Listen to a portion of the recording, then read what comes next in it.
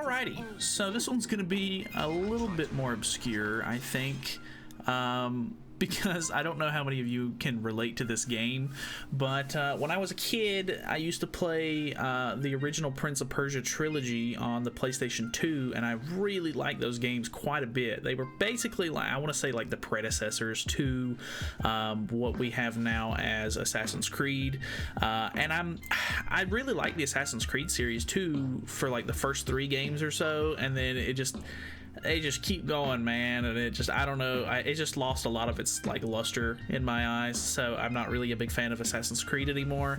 But I really enjoyed the first 3 Prince of Persia games, and I love the whole concept of like being able to manipulate time, and like, you know, if you mess up you can reverse time and stuff like that. You'll be able to see it a little bit in the gameplay that I'm showing here. But I just finished playing through Forgotten Sands, which I'm pretty sure is almost like a reboot sort of thing, I guess, for watching myself fail. This is hilarious.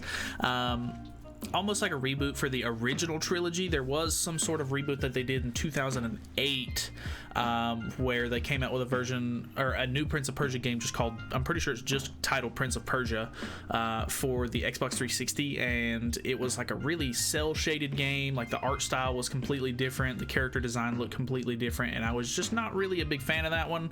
I actually haven't really played it. I have it in my Steam library, because I have all of the games because I purchased a Steam bundle that had all of the Prince of Persia collection in it, and so maybe I do need to go back and play that one because I really don't know anything about it. I don't really have any like harbored hatred towards it or anything like that, but I wanted to play this one specifically because people in the Steam reviews for it said, hey, this game works on PC, it doesn't have any sort of issues or anything like that, even though it is a little bit old, which this game apparently came out in 2010 according to the Steam page. I'm not sure if that's actually accurate or not. I think this maybe had been made after the Prince of Persia movie came out. I'm not sure how well that did, but normally video games adapted into movies never really goes all that well, but I don't know. I've heard some people say it was good, so I don't know. I really don't know much about it, but the fact that this was sort of kind of like part or supposed to take place after the original trilogy, I was like, okay, I can get behind that. It's still part of the maybe original lineup, or you know, whatever the case may be. So I feel more comfortable playing this one than the reboot one for the Xbox 360. So after playing it, it only took me a little over 5 hours to beat it, which is very short. I do understand that, you know, these older style games and everything like that, it's very linear.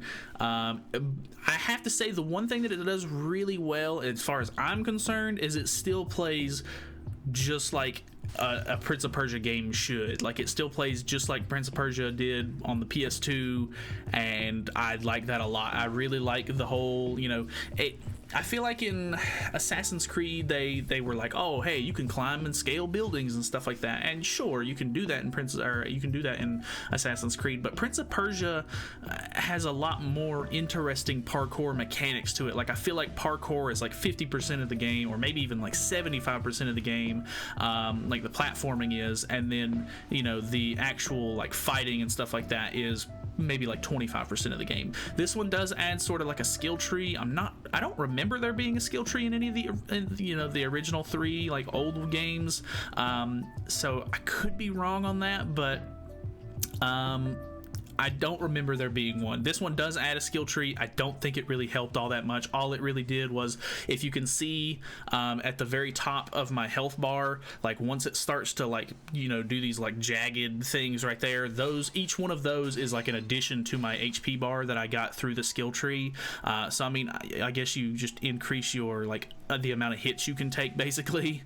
And there's some small stuff, like there was some skills that you could get that actually was supposed to be making me do something, but I never figured out how to actually do them, so I was just like, okay, whatever. If I can get along without them, I'm doing just fine. Which the game actually only has easy difficulty and normal difficulty, so I played on normal because I figured that would be the normal way to play it.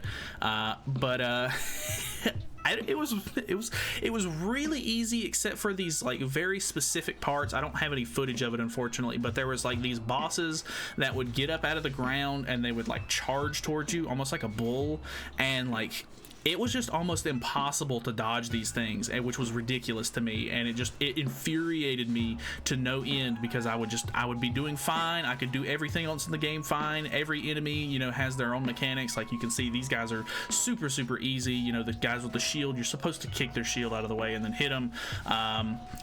But those bull enemies or whatever, just they infuriated me so bad, because like I wasn't sure if you were supposed to like dodge out of the way, but I could never time it correctly, or if you were even able to, because I tried it so many times and could never get it to work. I don't know if there was some sort of way that you were supposed to run up the wall and jump behind him. I don't know, but it took several tries to beat those guys, if anything.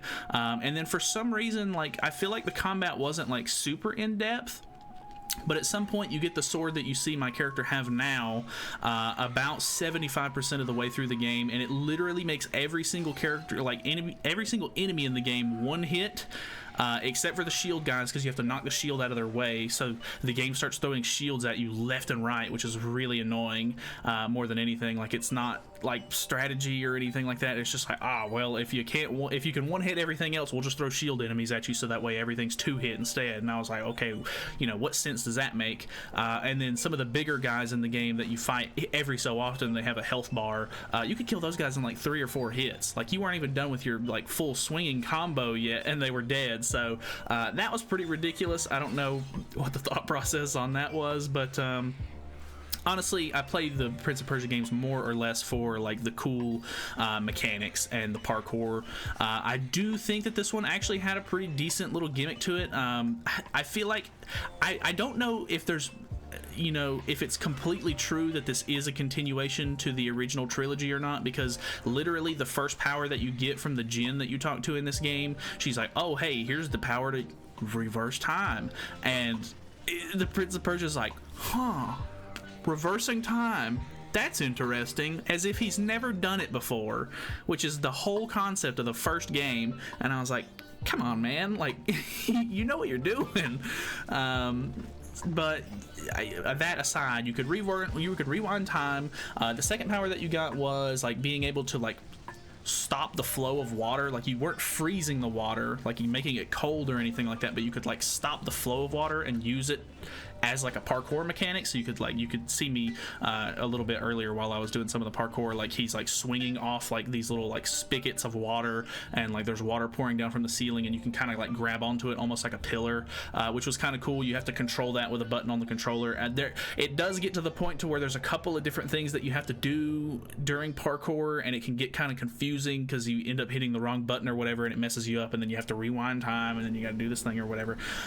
So it can be a little overwhelming, I think, at some points, because it does add so many aspects. But I don't know, they added it, at some point you get the power to where you can basically like traverse long gaps by hitting B and like just shooting towards the enemy, which I think was kind of cool. You use it a lot in the birds.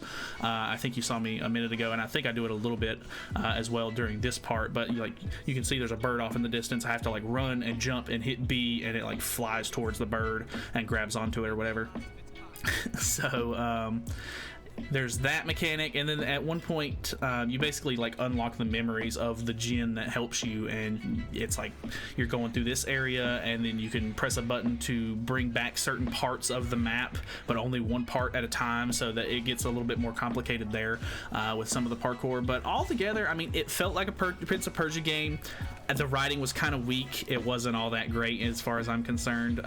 For some reason, there's a really stupid thing where every time you like get hit and knocked on the ground, your character's like laying on the ground for like literally like a minute at a time, like a full 60 seconds for some reason, and you're just like sitting there smashing every button on the controller like, hey, please get up, there's enemies, I need to fight these enemies, or like I'm in the middle of a boss fight or whatever the case may be, and I'm just laying on the ground, I can't do anything. And I can't tell if that's like a moment where they want you to just be like, oh, you're supposed to rewind time, you weren't supposed to do that or whatever, or like if it's just some weird bug in the gameplay or whatever, but that was kind of, you know, frustrating. But honestly, just like the length of the game was probably the biggest problem. And I mean, I was telling some of my friends while I was playing through it, I was like, dang, it would be kind of interesting to see, like, I know that a lot of games nowadays are like 50 gigs or whatever, like 50 gigabytes of gameplay, and it's like a huge open world or whatever. But if you took all of that and just made it one gigantic linear game, like these games play like, obviously, like, it would be hard to come up with enough ideas to fill that size of a game. But you could make some games that are like really long, as long as it's like engaging and you keep, you know, keep it up and stuff like that. But I thought that was kind of interesting. So I've already talked a little bit too long, but I don't know. Prince of Persia, I really liked the series originally, so I thought this one was a cool little like single player detour game that I could play and sort of just, I don't know, see if it was any good, because I'd never played this game specifically before, and I wanted to play the original 3, but they don't really play that well on PC because they're really old. So kind of unfortunate. If I can at some point, I'll try to figure out a way to play those, but probably not, because I never get around to that kind of thing. So anyways, that's pretty much it. Thank you guys so much for watching. Hopefully you guys enjoyed the video. Feel free to subscribe if you haven't already. I'll see you in the next one.